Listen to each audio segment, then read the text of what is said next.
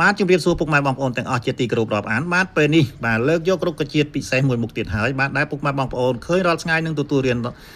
ទានរាល់ថ្ងៃនោះបាទគឺតាមស្វាយបាទគឺស្វាយបាទហើយតាមរូបភាពនេះពុកម៉ែបងប្អូនបាទយើងមិនដឹងថាស្វាយអីទេបាទនេះបើតាមការសង្ស័យគឺស្វាយលហុងហើយបាទចំណែកអានេះបាទមិនដឹងជាស្វាយអីទេបាទពុកម៉ែបងប្អូនបាទបាទអញ្ចឹងស្វាយបាទស្វាយនេះមានអត្ថប្រយោជន៍ច្រើនមែនទែនមកពុកម៉ែបងប្អូនបាទបើនិយាយពីអក្សរក្នុងការរៀបរាប់របស់បាទសាស្ត្រាចារ្យបាទស្រាវជ្រាវផ្នែកឱសថបុរាណហ្នឹងគឺល្អិតតូចមែនទែនបាទអក្សរហ្នឹងគឺពេញមួយទំព័រតែម្ដងណាពុកម៉ែបងប្អូនបាទល្អិតតូចស្មល់ជាងធុកទៀតណាពុកម៉ែបងប្អូនបាទ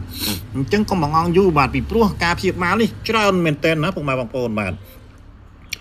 ការព្យាបាលបាទស្លឹកខ្ចីនិងផ្លែខ្ចីអញ្ចឹងសុំនេះតែម្ដងបាទស្លឹកខ្ចីនិងផ្លែខ្ចីបាទប្រើជាអន្លក់បាទងូតព្យាបាលខាន់លឿង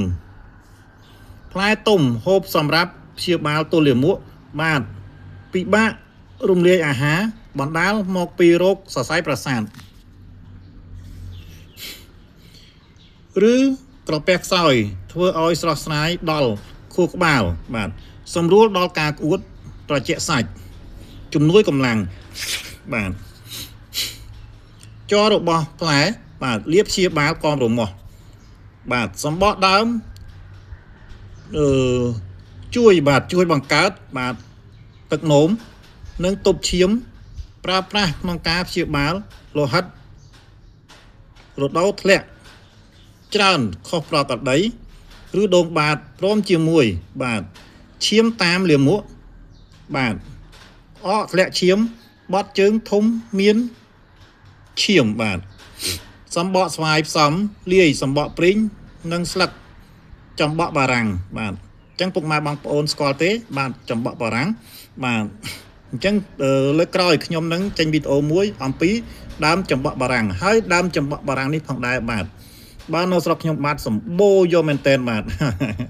ហើយនៅទីក្រុងរបស់ខ្ញុំបាទចំបក់បារាំងនេះបាទ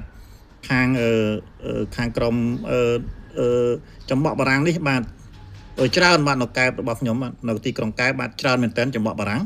បាទនៅមាត់ទឹកបាទមាត់ទឹកមាត់សមុទ្របាទអញ្ចឹងសូមអធិស្ឋានបាទសូមមកឃ្លានេះសាថ្មីបាទ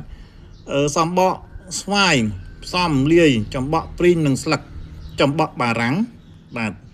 ឆុងផឹកសម្រាប់ទប់ឈាម2សរីរាង្គក្នុងបាទសម្បកដើមហូបព្យាបាលក្អួតបាទទឹកដាំរងាស់ខាប់បាទសម្រាប់បៀមបំបត្តិឈឺធ្មេញឬជ្រលក់សំឡីបត់លើកន្លែងរលាកភ្លើងបាទជ័រពីសម្បកដើមលាយប្រេងដូងលាបព្យាបាលកមរមាស់និងរោគប៉ារ៉ាស៊ីតលើស្បែកផ្សេងទៀតបាទស្លឹកស្វាយដាំហូបព្យាបាលត្អើកបាទរោគក្នុងបំពង់កស្រេកទឹកខុសប្រក្រតីក្អកធ្លាក់ឈាម